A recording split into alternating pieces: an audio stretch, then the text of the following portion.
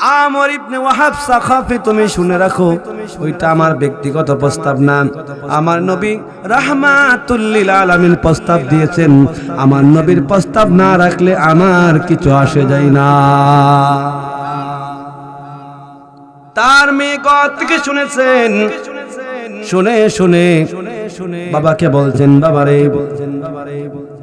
আপনি দৌড়ান, আপনার বিরুদ্ধে আয়াত নাজিল হয়ে যাবে, কারণ এইটা সাদ সালামের প্রস্তাব না, ওইটা হচ্ছেন আমার নবীর প্রস্তাব। আমার নবীর প্রস্তাব যদি নারাজ হয়ে যান, খোদার আয়াত নাজিল হয়ে যাবে। হযরত সাদ রাদিয়াল্লাহু তাআলা আনহু চলে আসেন, তার পিছন দিয়ে ওমর ইবনে ওয়াহাব সাখাফি তিনি দৌড়ে দৌড়ে আসেন আমার নবীর কাছে। আয়েশা বলছেন, ইয়া রাসূলুল্লাহ, আপনি সাদ রাদিয়াল্লাহু তাআলা আনহু রে আমার বাড়িতে আপনি প্রস্তাব দিয়া পাঠাইছেন, ওই প্রস্তাবে আমি রাজি ছিলাম না, কিন্তু আমি ভাবছি আমার মেয়ে রাজি হবে না। তবে আমি দেখেছি ওই প্রস্তাবে আমার মেয়ে রাজি হয়ে গেছে। আমি মেয়ের রাজি না মানে আমি এখানে হাজির হয়ে গেলাম।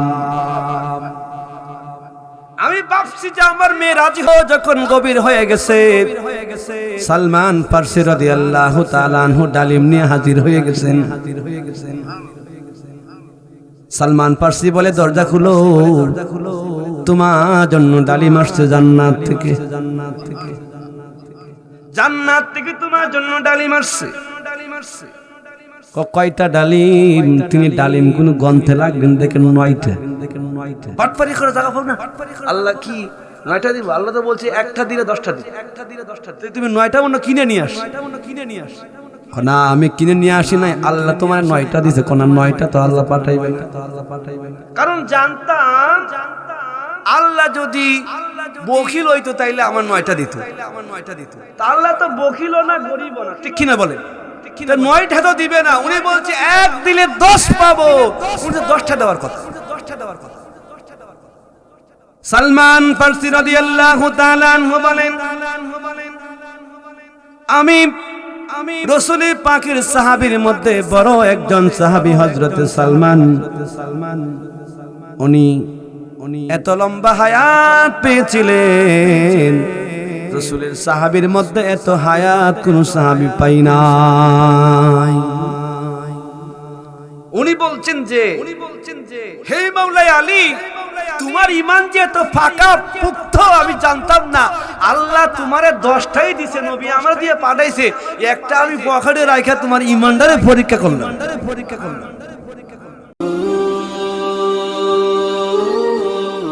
বাজিতপুর মিডিয়া, সুন্নিয়তের অহংকার। তাদের চক্ষুতে আল্লাহুম্মা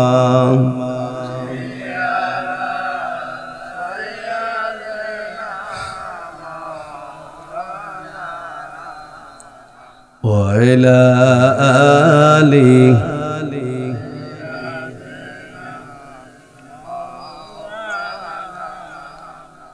যেই নূরেরি ঝলক লেগে চক জলসি কালো,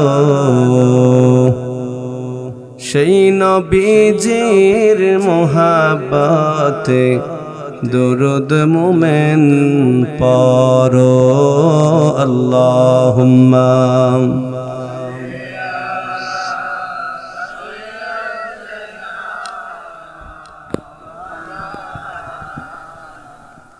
وعلى آله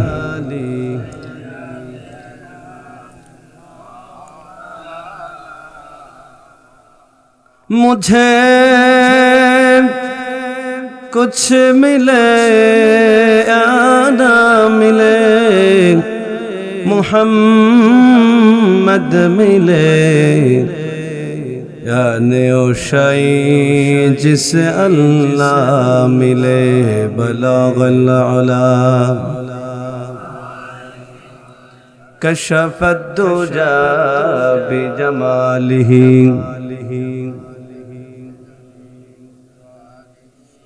صلوا عليه रहे मेरे मस्कन रहे मेरे मस्कन हवा আপনারা বাটি অঞ্চলের মানুষ দিনের বেলা কাজ করবেন, আমরা দেরি করব না, অল্প সময় শেষ করে দেব।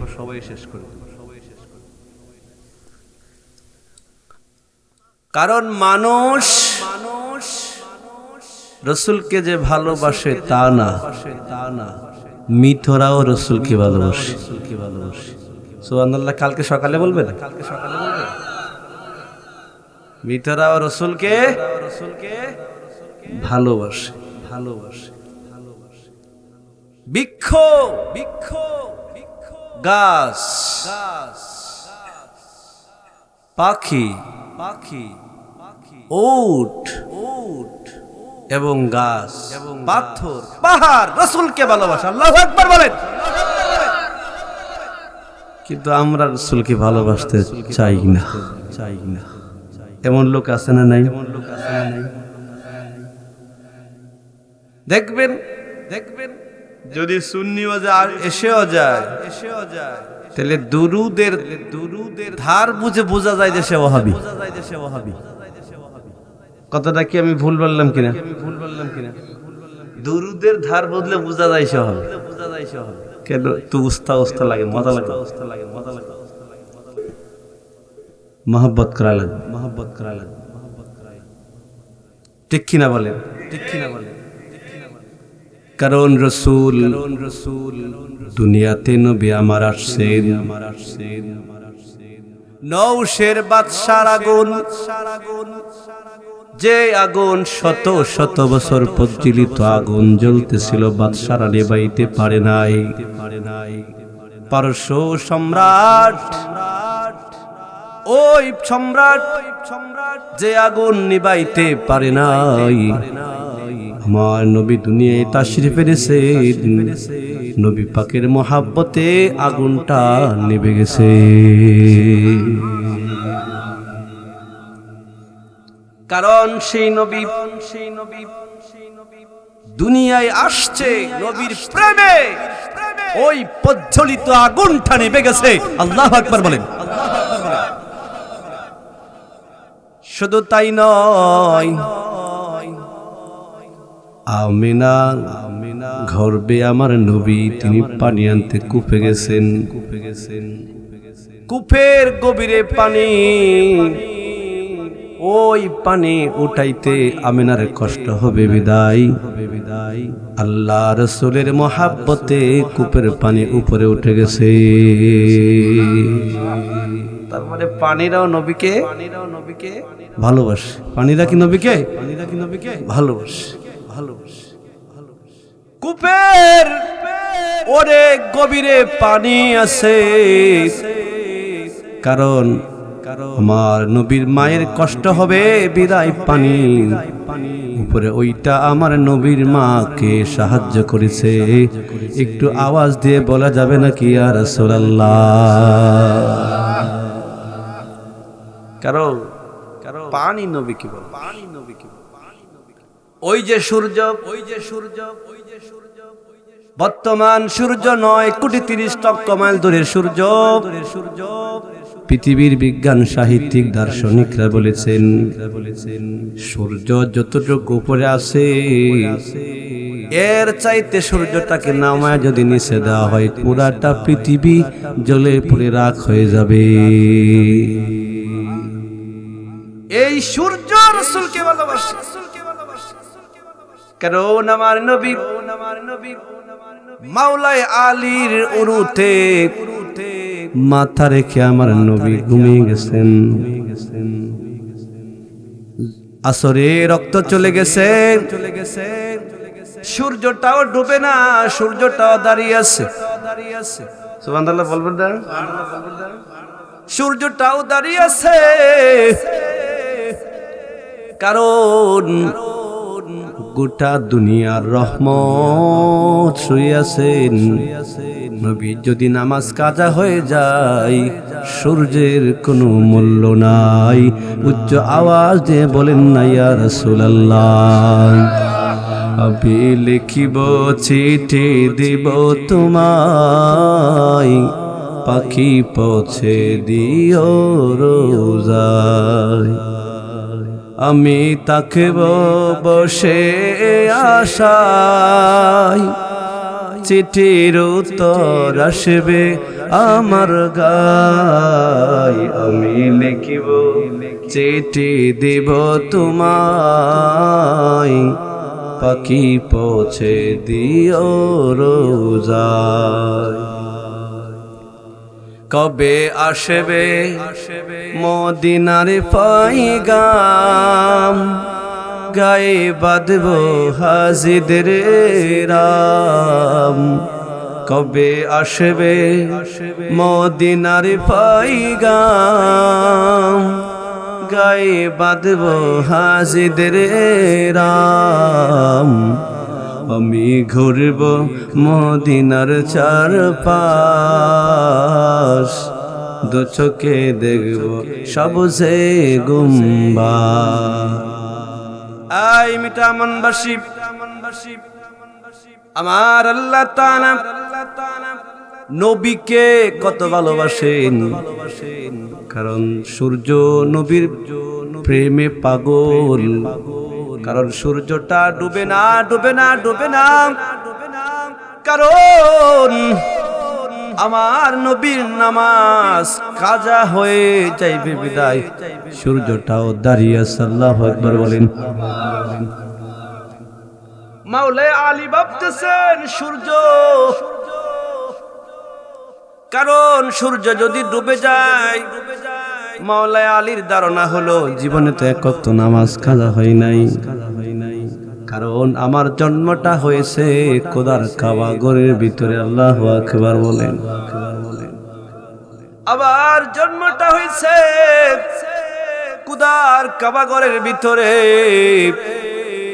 কারণ মাওলানা আলীর বিষয় হলো ঈমান আগে না আমল আগে? একটু আওয়াজ দিয়ে বলবেন কোনটা আগে?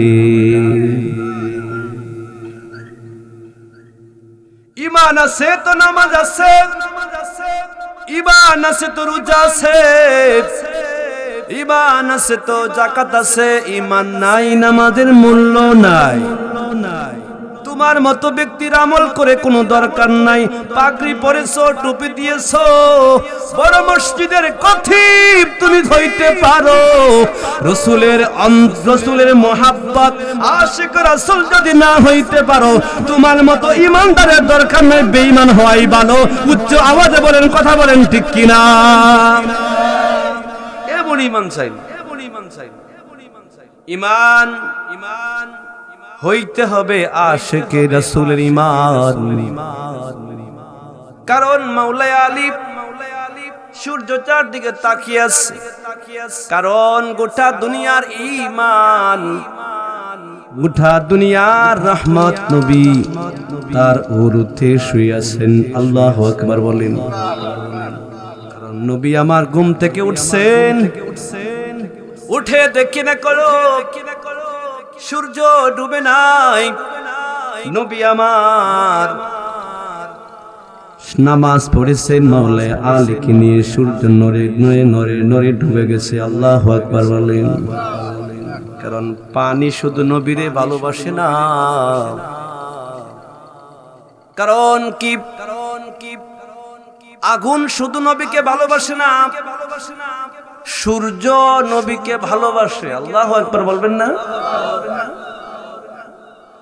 চন্দ্র, আবু জাহেল বলছে বাতিজা মুহাম্মদ, ওই চন্দ্রটাকে যদি তুমি দুই খণ্ডিত করে দেখাইতে পারো, তাহলে আমি তোমার কালিমা মেনে নিব।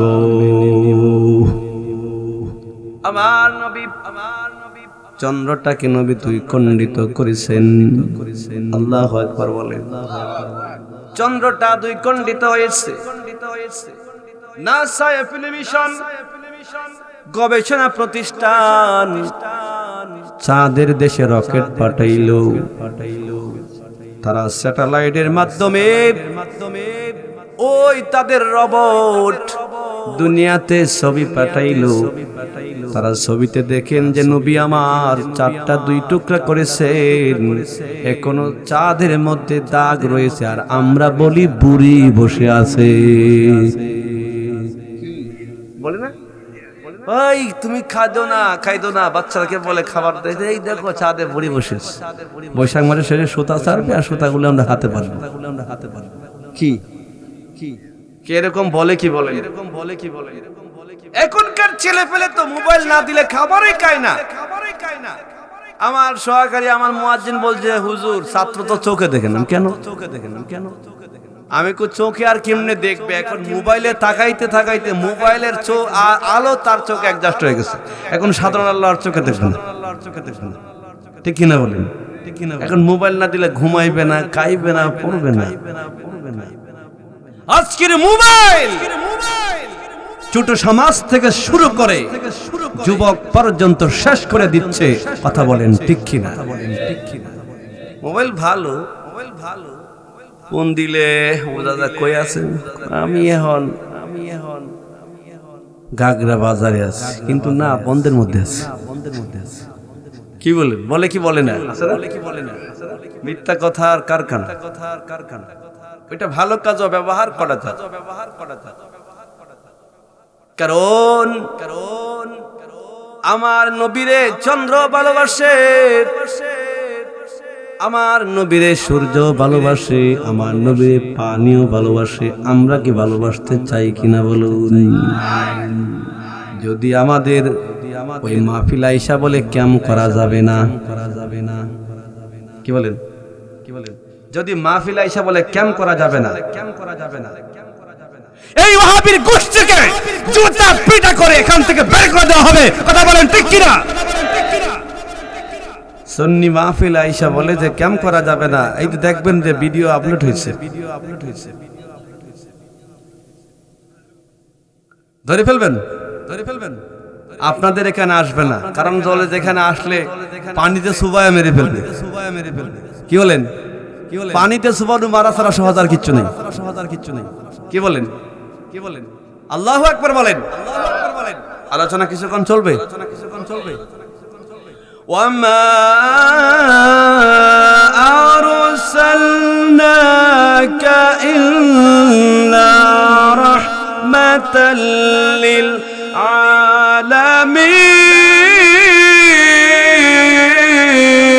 আলামিন।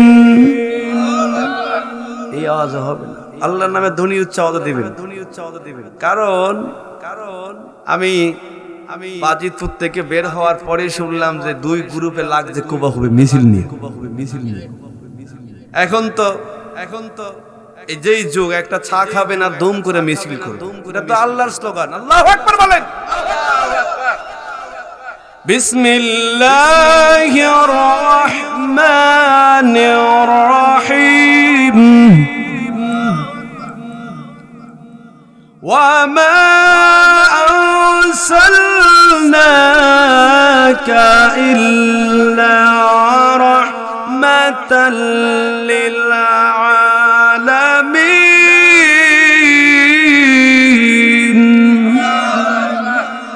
কারণ গোটা দুনিয়ার রহমত আমার নবী। ঠিক কিনা বলেন? কারণ সেই রহমতের নবীকে চন্দ্র নবীকে ভালোবাসেন, সূর্য ভালোবাসেন। শুধু তাই নয়, গাছেও আমার নবীরে ভালোবাসে। আমার নবী চাচা আবু তালেবের সঙ্গে নবী আমার বাণিজ্যিক সফরে যাচ্ছেন। আজকে সেই গাছটাকে লোকেরা বলে সাহাবী গাছ, মানে শাজারা বুটাম।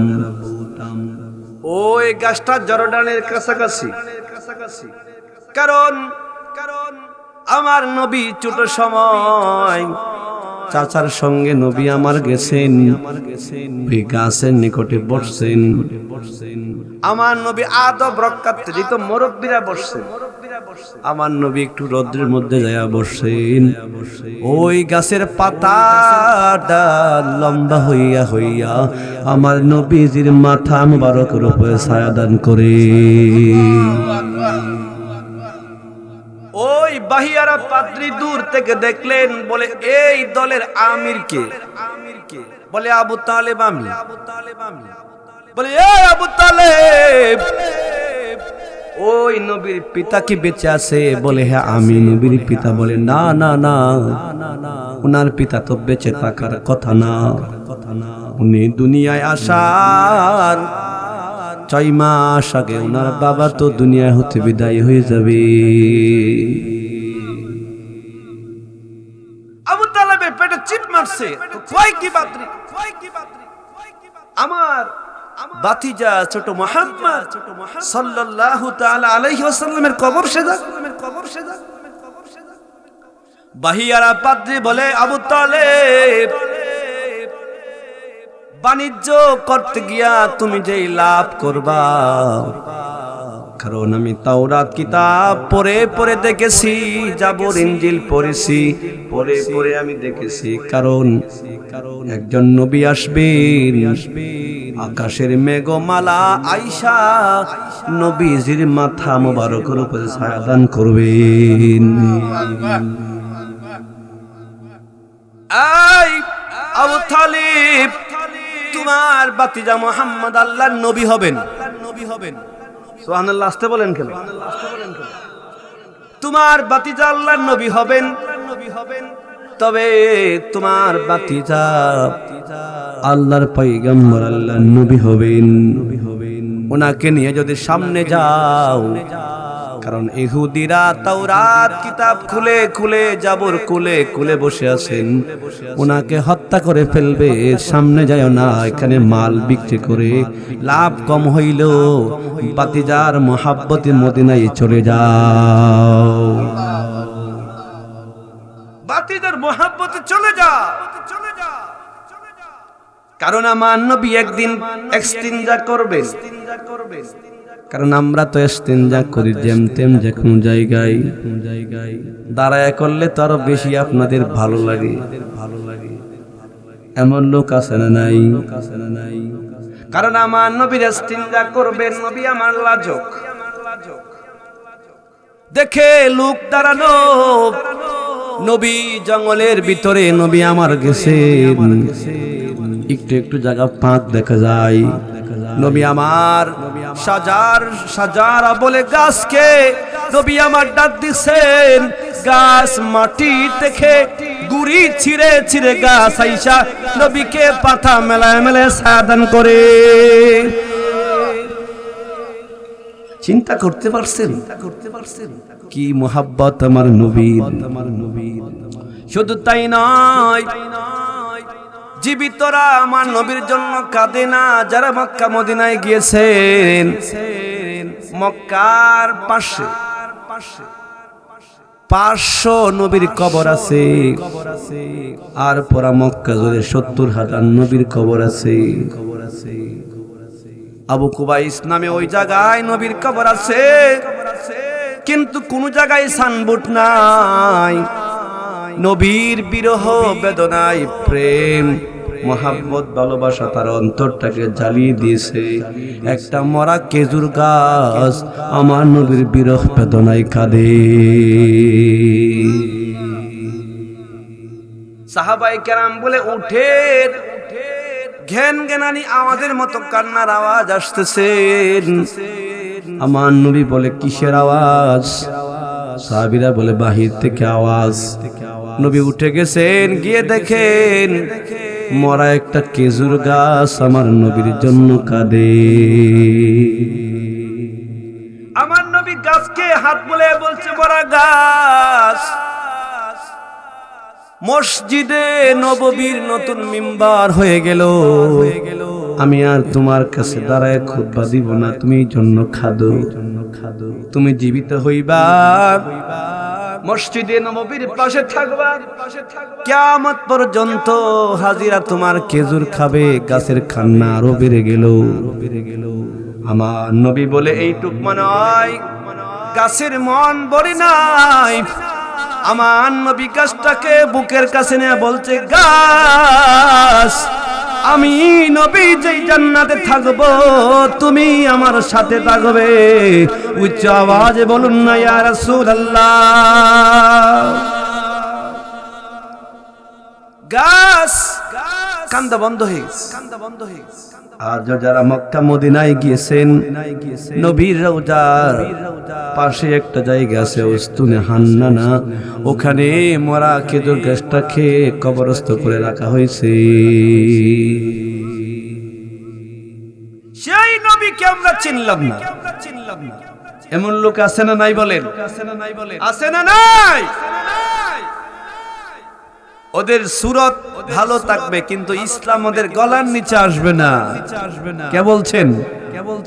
আমার নবী বলেছে। কারণ আমার বাইরা শুধু গাছ না পাথর আমার নবীকে ভালোবাসেন। আমার নবী পাহাড়ের পাদদেশে নবী আমার শুয়ে আছেন। কাফেররা মনে করছেন এই মুহূর্তে নবীকে হত্যা করবে। পাহাড়ের উপর থেকে একটা বড় পাথর আমার নবীজির মাথা মোবারক বরাবর সাইরা দিছে। ওই পাথরটা নবী পাকের মাথা মোবারকের কাছে আইসা আটকা গেছে। আল্লাহু আকবার বলে।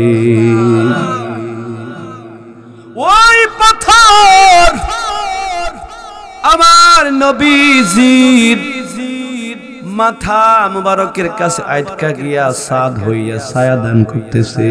আজ পর্যন্ত সেই পাথরটা নবীর প্রেমে প্রেমে দাঁড়িয়ে আছে। এই জন্য সদাই সর্বদাই নবীর প্রেমে মজে তাকাই হলো আশিক রাসূলের কাজ। ঠিক কিনা বলুন? হ্যাঁ, এটাই আশিক রাসূলের কাজ। আলোচনা আরেকটু চলবো। কি বলেন? ওটাই হলো আশিক রাসূলের কাজ। কারণ শুধু পাথর না, পাহাড়ও আমার নবীর জন্য কাঁদে। আমার নবী এক উপত্যকা দিয়ে যাচ্ছেন। জিব্রাইল আমিন বললেন, নবী আপনি পাহাড় দিয়ে যাচ্ছেন, ওই যে পিছনে একটা উহুদ পাহাড় আছে আপনার জন্য কাঁদতেছে। আমার নবী কাফেলা নিয়ে ঘুরিয়া ঘুরিয়া উহুদ পাহাড়কে নবী আমার দেখে, উহুদ পাহাড় ও আমার নবীকে দেখে দেখে মনের জ্বালা নিবারণ করে। আমার নবী উহুদ পাহাড়ের পাদদেশে দাঁড়াইছেন। দাঁড়ায় আমার নবী উহুদের জন্য দোয়া করেছেন। আজকে যারা মক্কা মদিনায় হজের জন্য যায়, হাজিদেরকে ড্রাইভাররা ডাকতে থাকে যে আসো তোমাকে উহুদ সফর করায় দিব। আল্লাহু আকবার বলেন। একটা পাহাড় নবীর সম্মানে তো দামি হয়েছে। আমরা তো আখিরি জামানার নবীর উম্মত। আমাদের আগে কোন নবীর উম্মত জান্নাতে যেতে পারবে? পারবে না। আমরা যাব জান্নাত। কারণ আমার বাইরা শুধু পাহাড় না, পানি না, আগুন না, গাছ না, আমার নবীরে উটেও ভালোবাসে। সুবহানাল্লাহ বলেন। কারণ নবী আমার সফর নিয়ে যাচ্ছে, একটা উট আইসা আমার নবীকে সিজদা করলো। সুবহানাল্লাহ বলেন। আমার নবীকে সালাম জানাইল। তার সামনের হাতগুলো বা পা বলেন ওটা দিয়া আমার নবীকে বুলাইতে লাগলো। সুবহানাল্লাহ বলেন। উট বলে, নবী আমার আপনার সঙ্গে আমার কিছু কথা আছে। আমার নবী একটু দাঁড়াইয়া উটের কথাগুলো নবী শুনতে লাগলেন। উটকে বললেন, বলো তোমার কি কথা? উট বলেন, নবী আমার মালিক আমারে কম খাবার দেয় আর বেশি করে আমার থেকে ফায়দা নেই। দেখুন আমি কম খাইতে খাইতে আমার শরীরটা শুকায় গেছে। উটের মালিক কেন নবী আমার ডাকলেন যে আপনি কি উটকে কম খাবার দেন, বেশি বোঝা দিয়ে করেন? আপনি উটকে বেশি খাবার দিলেন। সুবহানাল্লাহ বলেন। উটের মালিক বেদিন ছিল, তিনি চিন্তা করে দেখছেন কি রে আমি উটকে খাবার কম দেই, নবী জানলেন কি বলেন? তিনি কালিমা পড়ে মুসলমান হয়ে গেলেন। শুধু উট না, আমার আপনার নবীকে জঙ্গলের হরিণ ও নবীরে ভালোবাসে, ঠিক কিনা বলুন? সকালে একদল মানুষ বলবে বেলালি হুজুর বলে গেছে জয়ীফ হাদিস বলবে, কিন্তু ওই মুসলমান হাদিস শরীফে আসছে নবীর শানে যদি কোন হাদিস থাকে জয়ীফ বা সহিহ দুর্বল হাসান কোন হাদিস থাকে ওইটা নিয়ে মন্তব্য করা যাবে না। যত শান আছে নবীর শানে সব বলা যায়, সব বলা যায়। নবীর শান বলতে গিয়ে বলতে দেন, এখানে বাধা দিবেন না। যদি বাধা দেন আপনার হাতকে বিরত দেওয়া যাবে না। কথা বলেন ঠিক কিনা? যাবে। বাংলাদেশে এই পর্যন্ত অন্তর্বর্তীকালীন সরকারের সময়কালে অসংখ্য মাজার ভেঙেছে, আরো বুট চাই ক্ষমতায় গিয়ে বাংলাদেশে ওরা কোনো মাজার রাখবে না। কথা বলেন ঠিক কিনা? এদেরকে ভোট দেওয়া যাবে? এদেরকে ভোট দেওয়া মানে বোকামি ছাড়া কিছু না। কথা বলেন ঠিক কিনা? ইসলামের লেবাস লাগাইয়া, ইসলামের পোশাক পইরা বলে যে আমরা জামাত ইসলাম, হেফাজত ইসলাম, ইসলামের হেফাজত। আরে বাবা তুমি কিসের ইবাদত করবা? ইসলামের ইবাদত করবেন কে? আল্লাহ। চিৎকার মেরে বলে আল্লাহু আকবার। আমি বলতেছিলাম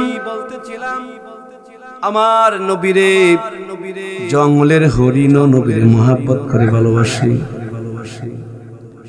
নবী আমার রাস্তা দিয়ে যাচ্ছে, দেখেন একটা হরিণ বাঁধা আছে। হরিণ বলছে আমার ক্ষুধার জন্য ক্ষুধা নিবারণ করতে আসছে, আমারে শিকার করে নিয়ে আসছে, জবাই করে ফেলবে। আমার কিছু বাচ্চা আছে, বাচ্চাদেরকে তো আমি বলে আসি নাই তারা খাবারের জন্য ছোট ছোট বাচ্চা মারা যাবে। কি চাও? আপনি একটু ছেড়ে দেন, আপনি একটু এখানে দাঁড়ান, আমি বাচ্চাদেরকে খাবার খাওয়াই আবার চলে আসবো। আল্লাহু আকবার বলেন। নবী হরিণকে ছেড়ে দিলেন। হরিণ বাচ্চাদেরকে বুঝাইতেছে, আয় বাচ্চারা শোনো, এক তোমাদেরকে বলে যাই নাই, দ্বিতীয় গোটা দুনিয়ার রহমত রাহমাতুল লিল আলামিনের হাতে আমি রশি লাগাইছি। তবে আমারে জনমের মতো বিদায় দিয়া দাও রে। আমার নবীরে খুশি করতে চাই। বাচ্চারা নবীর প্রেমে পাগল হইয়া মাকে বিদায় দিয়েছেন। সন্ধ্যা হয়ে যাচ্ছে, কাফেররা বলছে মুহাম্মদ সাল্লাল্লাহু তাআলা আলাইহি ওয়াসাল্লাম যদি হরিণ না আসে আপনাকে জবাই করা হবে। নাউজুবিল্লাহ বলেন। সূর্য ডুবে যাবে এমন ভাব, হরিণ দৌড়ে আসতেছে। আল্লাহু আকবার বলেন।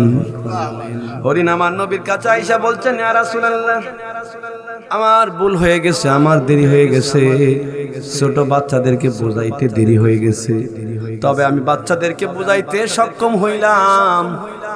হরিণ তো আমার নবীর সাথে কথা বলে বেদিন কাফের দেইকা বলেন নবী আমার শুধু হরিণ না, আমরা পড়ে নিলাম লা ইলাহা ইল্লাল্লাহু মুহাম্মাদুর রাসূলুল্লাহ লা ইলাহা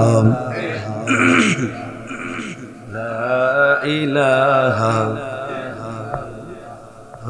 লা ইলাহা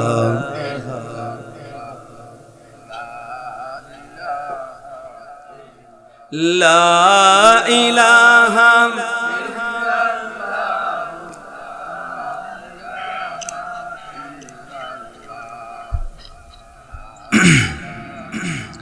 ইল্লাল্লাহ লা ইলাহা ইল্লাল্লাহ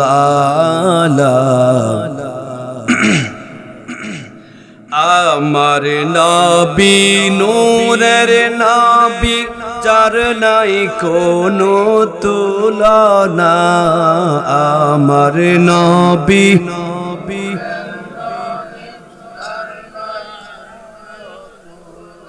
সেই নবীকে মাটি বললে সেই নবীকে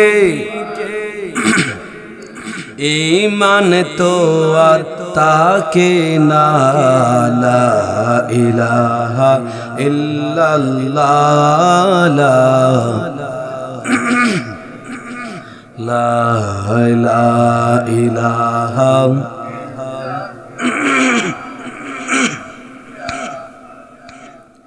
লা ইলাহা ইল্লাল্লাহ মুহাম্মাদুর রাসূলুল্লাহ সাল্লাল্লাহু তাআলা আলাইহি ওয়াসাল্লাম। এখন তো হায়ান জানোয়ার পশু পাখি আগুন পানি মাটি বাতাসের কথা বললাম, এখন কিছু সাহাবীর কথা বলি, শুনতে রাজি আছেন? এখন একটু সাহাবীর কথা বলি। আমার নবীর কাছে কালো একটা সাহাবী আসলেন, ওই সাহাবীর নাম হচ্ছেন সাদ রাদিয়াল্লাহু তাআলা আনহু। কালো সাহাবী আয়েশা বললেন, নবীকে আমি জান্নাতে যাব। আমার নবী বলেন, তুমি জান্নাতে যাবে। সাহাবী বলেন, ও নবী, আমারে তো কেউ ভালোবাসে না। সাহাবী বললেন, আমারে কেউ ভালোবাসে না। নবী আমার বলছেন, মক্কার সবচেয়ে দামি সুন্দরী একটা মেয়ে আছে, আমার ওয়াহাব সাকাফির মেয়ে, ওই মেয়েরে গিয়া তুমি বিয়ার প্রস্তাব দাও। আমি একটু কালো আর এত দামি বেটার মেয়েরে কি বিয়া দিবে? সুবহানাল্লাহ বলেন। আমার নবী বলেন, আব্দুল ওয়াহাব সাকাফির কাছে যাও, গিয়া তোমার বিয়ার প্রস্তাব দিবা আর বলবা আমি নবী পাঠাইছি। সুবহানাল্লাহ বলেন। আমি নবী পাঠাইছি এটা বলবা কি? হযরতে সাদ রাদিয়াল্লাহু তাআলা আনহু আমার নবীর কথা অনুযায়ী হযরতে সাদ রাদিয়াল্লাহু তাআলা আনহু গেলেন, গিয়ে বলছেন, বাড়িতে কে আছেন? বললেন, বাড়িতে কে আছেন? বাড়ির ভিতর থেকে একটা মহিলা বের হয়ে আসলো, একটা পুরুষ আসলো। আসার পরে ওই সাদ রাদিয়াল্লাহু তাআলা আনহু সালাম দিয়া বলছেন, সালাম গ্রহণ করুন। বলে, কিসের সালাম? আপনার মেয়েদারে আমার কাছে বিবাহ দিয়ে দেন। ডাইরেক্ট প্রস্তাব। এত কালো মানুষ, তোমার চেহারা দিকে তাকানোই যায় না, তোমার কাছে আমার মেয়ে বিয়ে দেব? তোমার তো তেমন কোন টাকা পয়সা নেই। আমি তো রাসূলের দরবারে যাওয়া আশা করি, আমি তো দেখেছি। হযরত সাদ রাদিয়াল্লাহু তাআলা আনহু তিনি ভাবলেন, দামি পোশাক না, দামি কাপড় না, দামি শরীর না, দামি পোশাকের কারণে না, দামি কাপড়ের কারণে না, কারণ প্রস্তাবটা আমার নবী দিয়েছেন, ওই প্রস্তাবটা তিনি নিয়ে গেছেন। ডাক দিয়া বলে, এই আমর ইবনে সাখাফি, আমর ইবনে ওয়াহাব সাখাফি, তুমি শুনে রাখো, ওইটা আমার ব্যক্তিগত প্রস্তাব না। আমার নবী রাহমাতুল লিল আলামিন প্রস্তাব দিয়েছেন। আমার নবীর প্রস্তাব না রাখলে আমার কিছু আসে যায় না। তার মেয়ে কত থেকে শুনেছেন, শুনে শুনে বাবাকে বলছেন, বাবারে আপনি দৌড়ান, আপনার বিরুদ্ধে আয়াত নাজিল হয়ে যাবে, কারণ এইটা সাদ সালামের প্রস্তাব না, ওইটা হচ্ছেন আমার নবীর প্রস্তাব। আমার নবীর প্রস্তাব যদি নারাজ হয়ে যান, খোদার আয়াত নাজিল হয়ে যাবে। হযরত সাদ রাদিয়াল্লাহু তাআলা আনহু চলে আসেন, তার পিছন দিয়ে ওমর ইবনে ওয়াহাব সাখাফি তিনি দৌড়ে দৌড়ে আসছেন আমার নবীর কাছে। আয়েশা বলছেন, ইয়া রাসূলুল্লাহ, আপনি সাদ রাদিয়াল্লাহু তাআলা আনহুরে আমার বাড়িতে আমার বাড়িতে আপনি প্রস্তাব দিয়া পাঠাইছেন। ওই প্রস্তাবে আমি রাজি ছিলাম না, কিন্তু আমি ভাবছি আমার মেয়ে রাজি হবে না। তবে আমি দেখেছি ওই প্রস্তাবে আমার মেয়ে রাজি হয়ে গেছে। আমি মেয়ের রাজি না মানে আমি এখানে হাজির হয়ে গেলাম।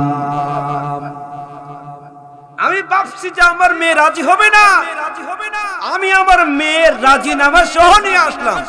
আল্লাহু আকবার বলেন। আমার মেয়ে রাজি হয়ে গেলেন। ইয়া রাসূলুল্লাহ, ইয়া হাবিবাল্লাহ, তাড়াতাড়ি করে আপনি একটা বিবাহের অনুষ্ঠান করেন। আমার নবী ডাক দিয়ে বলে, সাদ রে, ওই বিবাহের জন্য এক হচ্ছে যাকে বলা হয় হুরে মদিনা, মদিনার সবচেয়ে সুন্দরী মেয়ে আমি তোমার বিবাহ করাইয়া দিলাম। কিন্তু শুনো রে, ওই বিবাহের মধ্যে 1 টাকা 2 টাকা দিলে তোমার মহরানা আদায় হবে না, তোমার দিতে হবে 400 দিরহাম। কত দিরহাম দিতে হবে? তোমার দিতে হবে 400 দিরহাম। বলি, ইয়া রাসূলুল্লাহ, 400 দিরহাম দিব তো, কিন্তু আমার কাছে 1 টাকাও দেওয়ার মতো আমার কাছে নাই। 1 টাকাও আমার কাছে দেওয়ার মতো নাই। আমার নবী ডাক দিয়া বলেন, তুমি প্রথম যাবে। আমার একজন ডনাত্ম সাহাবী আছে, ওই সাহাবীর নাম হচ্ছে উসমান গনি রাদিয়াল্লাহু তাআলা আনহু। উসমানের কাছে গিয়ে বলবেন, আমার নবী পাঠাইছেন, আমাকে 200 দিরহাম টাকা দেন। কিতাবের মধ্যে আসছেন উসমান রাদিয়াল্লাহু তাআলা আনহু 200 দিরহাম টাকা দেয় নাই, এর চাইতে আরো বেশি পরিমাণ দিয়েছেন। কত বেশি দিয়েছেন এটা হাদিসে উল্লেখ নাই। আমার নবী বলে দিয়েছেন, পরে যাইবা। আমার একটা ধনী সাহাবী আছে, ওই সাহাবীর নাম হচ্ছেন আব্দুর রহমান ইবনে আউফ। তৎকালীন সময় তার 1000 উট ছিল, মানে 1000 ডিস্ট্রিক্টের মালিক। সুবহানাল্লাহ বলেন। 1000 উট মানে 1000 ডিস্ট্রিক্টের মালিক। ওই যে ডিস্ট্রিক্টটা কয়টার মালিক? 1000 উট আছে। এরপরে তার 10,000 ছাগল আছে, 10,000 বেড়া আছে, 10,000 দুম্বা আছে। সুবহানাল্লাহ বলে। কিন্তু তার এত পরিমাণ টাকা ছিল, তিনি ইন্তেকালের পরে তার বংশের লোকেরা, তার গোষ্ঠীর লোকেরা এই টাকাটা তারা ওই স্বর্ণ মুদ্রাগুলো তারা কুড়াল দিয়ে কাইটা নিতে নিতে কুড়াল বুতা হয়ে গেছে। উচ্চ আওয়াজে বলুন না আল্লাহু আকবার।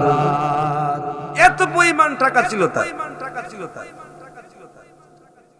হযরতে সাদ সালামী রাদিয়াল্লাহু তাআলা আনহু তার কাছে গেলেন, গিয়া বলেন, আব্দুর রহমান, আমার নবী তোমার কাছে আমরা পাঠাইছে আমার বিবাহের জন্য 200 দিরহাম টাকা দেওয়ার জন্য।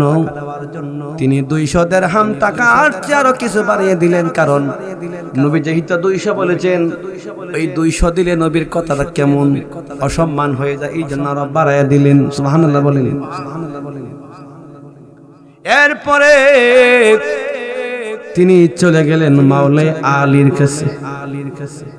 গিয়ে বলেন, মাওলাই আলী রে, আমারে আপনি কিছু টাকা দেন। বলে কত? বলে আমার নবী আমারে পাঠাইছে আপনি 200 দিরহাম টাকা দেওয়ার জন্য। কে সেই মাওলাই আলী? পেটের ক্ষুধায় একদিন 2 দিন না, 3 দিন 4 দিন না, পেটের ক্ষুধায় তিনি দাঁড়িয়ে থাকতেন। মাঝে মধ্যে মাওলাই আলী পেটের ক্ষুধায় বসে পড়তেন। একদিন মা ফাতিমাতুজ জোহরা রাদিয়াল্লাহু তাআলা আনহার জ্বর এসেছেন। মাওলাই আলীকে মা ফাতিমা বলছে আমার জন্য একটা ডালিম কিনে নিয়ে আসবেন, কিন্তু টাকা নাই। একটা ডালিম কিনে নিয়ে আসছে। ফেরেশতারা বসে বসে চিন্তা করে আজকে ওনাকে একটা পরীক্ষা করে। ফেরেশতা ফকিরের সুরত ধরে মাওলাই আলীর সামনে দাঁড়াইছে। বলে, মাওলাই আলী রে, অনেকদিন হয়ে গেল আমি খাবার খাই না, একটু ডালিম আমারে দাও। আমরা তো কইলাম বলে তোমার চোখের মধ্যে মনে দোষ হয়ে গেছে, আমার ডালিম ছাড়া আর কিছু দেখলে না তুমি? কি বললাম নি? মাওলাই আলী বলে, না অন্য কিছু কখন না, অন্য কিছু না, ডালিমটা খাইলে আমার পরানটা জুড়াই দেবো গা, এদি আমারে দাও। ডালিম দিতে চাই না। তখন ওই ফেরেশতা ফকিরের সুরত ধরে তিনি বলেন, আমার আল্লাহর হস্তে তুমি আমারে একটু ডালিম দাও। মাওলাই আলী বলেন, তুমি তো আমার আল্লাহর নাম বলেছো, এই জন্য তোমারে দিয়ে দিলাম। আড্ডা করছে, ঠিক আছে, আড্ডা দিই আর আড্ডা নিয়ে আমি ফাতেমারে দিব না। আড্ডা খায় তুমি দেহ যাও না, তুমি এখানে বসো, আমি তোমার দেখে খাইলে আমার তার বেশি আনন্দ লাগবো। সুবহানাল্লাহ বলেন। খাইছে। দেখো মাওলাই আলী, তুমি তো নবীর সাহাবী, তোমরা তো মানুষের দেও তো নেও না, তবে আমারে যে আড্ডা ডালিম দিছো ওইটা খাই আমার অর্ধেকটা কলিজা ঠান্ডা হয়ে গেছে। আমারে যদি আর একটু দিতা তা আমার পুরোটা কলিজা ঠান্ডা। আল্লাহর রাস্তা আমার আর আড্ডাও দিলাম, তোমার আল্লাহ দিব না। সুবহানাল্লাহ বলেন। আর আড্ডা দিয়ে দিছে। মাওলাই আলী দিয়া তিনি বাড়িতে চলে গেছেন। মা ফাতেমার সঙ্গে ডরে কথা বলে না, কারণ যদি ডালিম চেয়ে বসি। রাত্র যখন গভীর হয়ে গেছে, সালমান ফারসি রাদিয়াল্লাহু তাআলা আনহু ডালিম নিয়ে হাজির হয়ে গেছেন। সালমান ফারসি বলে, দরজা খুলো, তোমার জন্য ডালিম আসছে জান্নাত থেকে। জান্নাত থেকে তোমার জন্য ডালিম আসছে। কয়টা ডালিম? তিনি ডালিম কোন গ্রন্থে লাগবেন দেখেন 9টা। পাটপারি করে জায়গা পাও না। আল্লাহ কি 9টা দিব? আল্লাহ তো বলছে একটা দিলে 10টা দিবে। তুমি 9টা মনে কিনে নিয়ে আস। না আমি কিনে নিয়ে আসি নাই, আল্লাহ তোমার 9টা দিছে। কোন 9টা তো আল্লাহ পাঠাইবে না। কারণ জানতাম আল্লাহ যদি বখিল হইতো তাইলে আমার 9টা দিত। আল্লাহ তো বখিল না, গরিব না, ঠিক কিনা বলেন? 9টা তো দিবে না। উনি বলছে এক দিলে 10 পাবো, উনি 10টা দেওয়ার কথা। সালমান ফারসি রাদিয়াল্লাহু তাআলা আনহু বলেন, আমি রাসূল পাকের সাহাবীর মধ্যে বড় একজন সাহাবী হযরত সালমান। উনি এত লম্বা হায়াত পেয়েছিলেন, রাসূলের সাহাবীর মধ্যে এত হায়াত কোন সাহাবী পাই নাই। উনি বলছেন যে হে মাওলাই আলী, তোমার ঈমান যে এত ফাঁকা পুক্ত আমি জানতাম না। আল্লাহ তোমারে 10টাই দিছে, নবী আমার দিয়ে পাঠাইছে, একটা আমি পকেটে রাখা তোমার ঈমানদারে পরীক্ষা করলাম। আল্লাহু আকবার বলেন। এই হলো সাহাবীদের ঈমান। হযরতে সাদ রাদিয়াল্লাহু তাআলা আনহু তিনি মাওলাই আলীর কাছে গেলেন, গিয়ে বলে, মাওলাই আলী, নবী আমারে পাঠাইছে, আমারে 200 দিরহাম টাকা তুমি দাও। 200 দিরহাম টাকা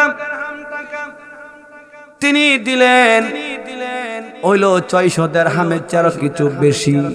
এটা হাদিসে উল্লেখ নাই, কারণ টাকা নিয়ে আমার নবী দরবারে আসছেন। আমার নবী ডাক দেয়া বলেন, এই সালামি, তুমি শোনো, এই 400 দিরহাম টাকা তুমি তোমার বিবির মহরনা হিসাবে দিয়ে দাও, আর 200 দিরহাম টাকা দিয়ে তুমি বাজার করে নিয়ে আসো। আল্লাহু আকবার বলেন।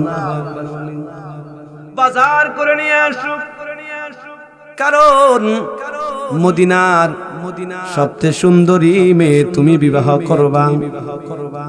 ডনপতির মেয়ে, ওই মেয়ে এত সুন্দর, যাকে মদিনার লোকেরা নাম দিয়েছে হুরে মদিনা। সুবহানাল্লাহ বলে, হুরে মদিনা।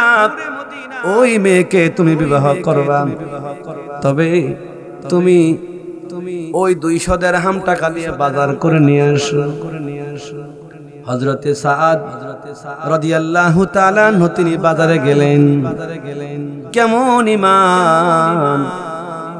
বাজারে গিয়া শুনতেছে, কে আছো? প্রিয় নবীর সাহাবী, তোমার নবী যুদ্ধের মাঠে যায়, আর তোমরা চলো যুদ্ধের ময়দানে ডুল পেটায়া দিতেছেন। তিনি বললেন, আমি ওই 200 দিরহাম টাকা দিয়ে আমার বিবাহের বাজার করব, আর আমার নবী রাহমাতুল লিল আলামিন যুদ্ধের মাঠে যাবে, আমি বাড়িতে বসে বসে আনন্দ করব। কিন্তু আমার জন্য এটা সুবর্ণ সুযোগ, কারণ মদিনার সবচেয়ে সুন্দরী মেয়ে আমার জন্য বিবাহের প্রস্তাব। কিন্তু না না রে, আল্লাহ তো জান্নাতে আমারে কত দামি দামি হুর দিয়া দিবে। চিৎকার মেরে বলুন না ইয়া রাসূলুল্লাহ। হে রাসূল, তোমায় ভালোবাসি, অন্তরে শুধু মুখে নয়, জান্নাতের আশায় জাহান্নামকে ডরি না। তোমায় পাওয়ার আশায় এই মন ছুটে যায় মদিনায়। তোমায় পাওয়ার আশায় এই মন ছুটে যায় মদিনা। হে আশিকে দিদার দাও না, আর দূরে তাকিও না। হে রাসূল, ভালোবাসি অন্তরে শুধু, জান্নাতের আশায় নয় হে রাসূল।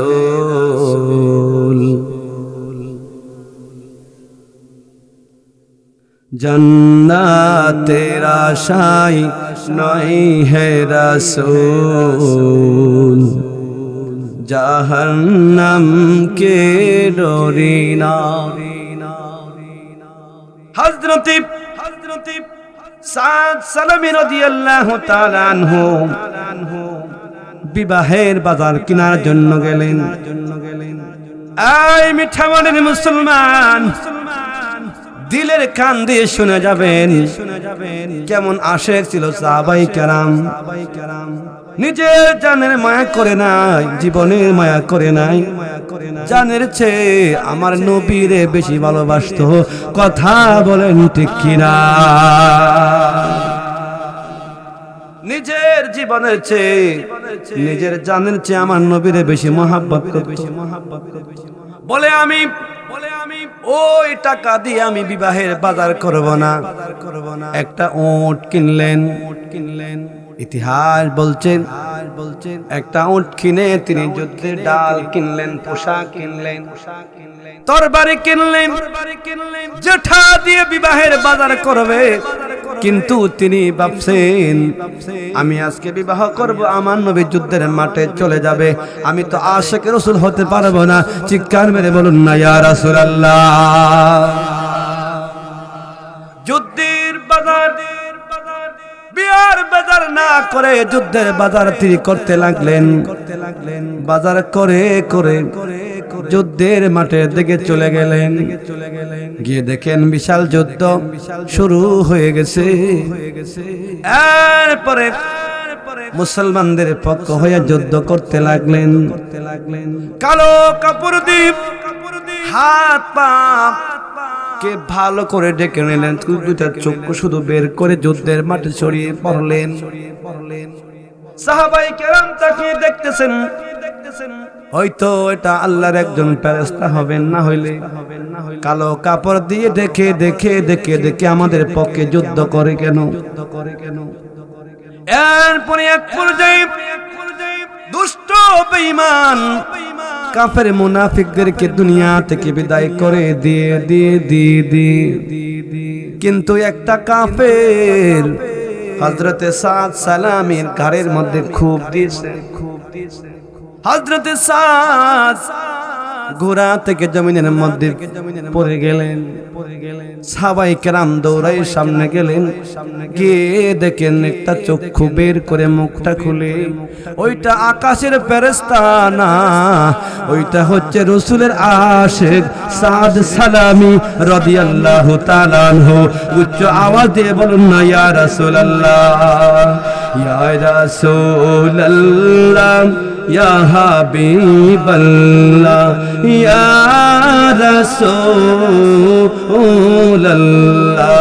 বলুন ইয়া রাসূলুল্লাহ, ইয়া হাবিবাল্লাহ, ইয়া রাসূল।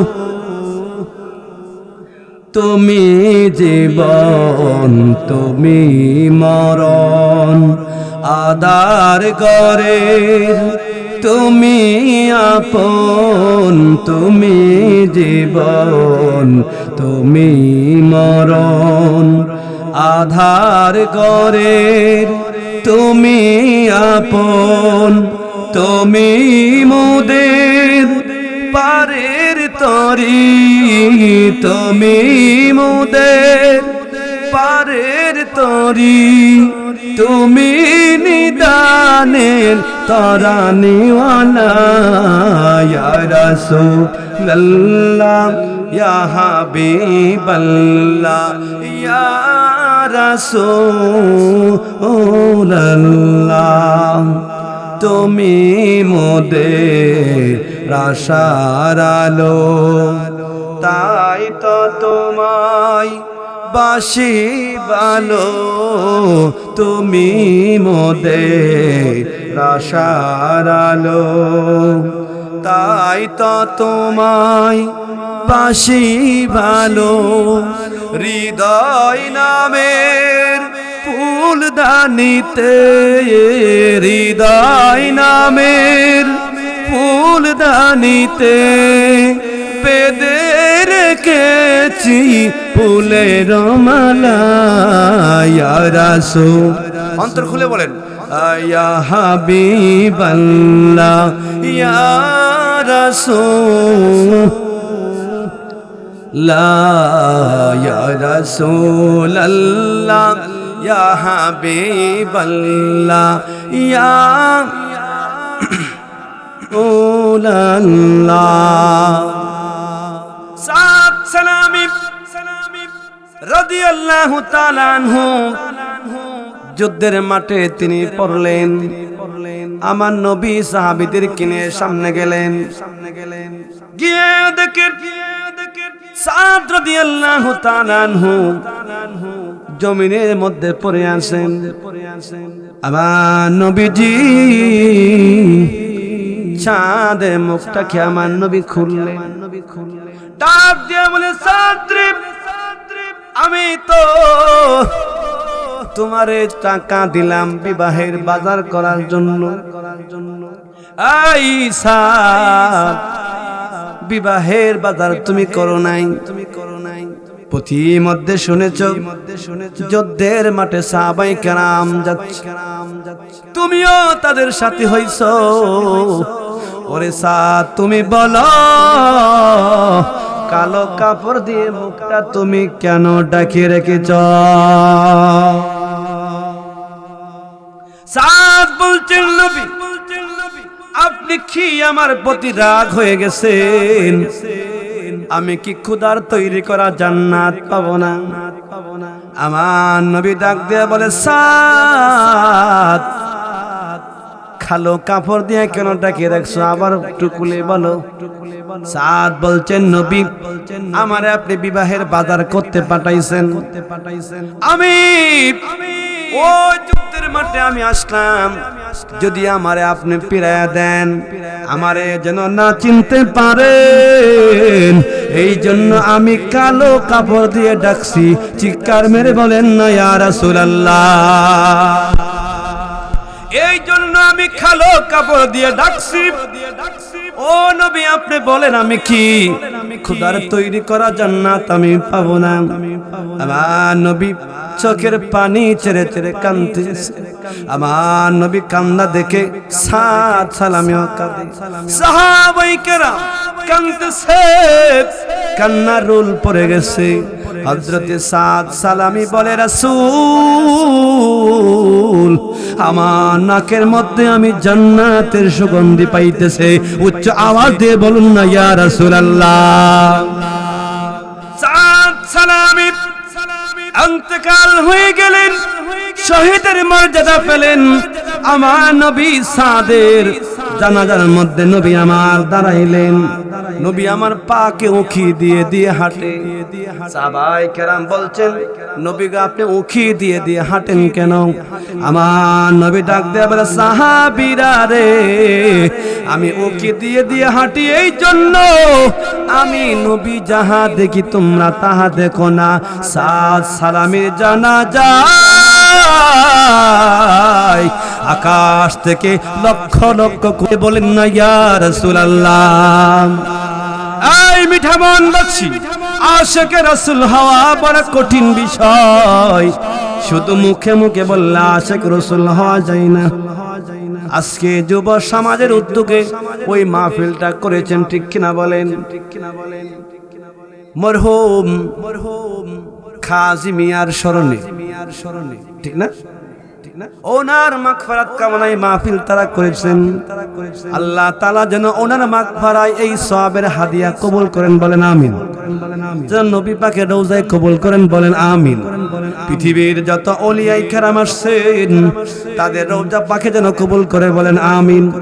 ওই এলাকার যত জিন্দা মুর্দাগান অন্ধকার কবরে, কারো মা, কারো বাবা, কারো বোন, কারো বোন, কারো মেয়ে, কারো ছেলে, কারো দাদা, কারো দাদি, কারো নানা, কারো নানি অন্ধকার কবরে শায়িত হয়ে আছেন। আল্লাহ যেন প্রত্যেকের কবরটাকে জান্নাতের টুকরা বানিয়ে দেন, বলেন আমিন। ওই যুবকরা আজকের যে মাহফিল করেছে ওইটা আশিকে রাসূলের পরিচয় দিয়েছে, নবী পাকের মহব্বত নিয়ে মহব্বতের মাহফিল সাজিয়েছে। আল্লাহ যেন হাসরের মাঠে ওদেরকে জান্নাত দান করে, বলেন আমিন।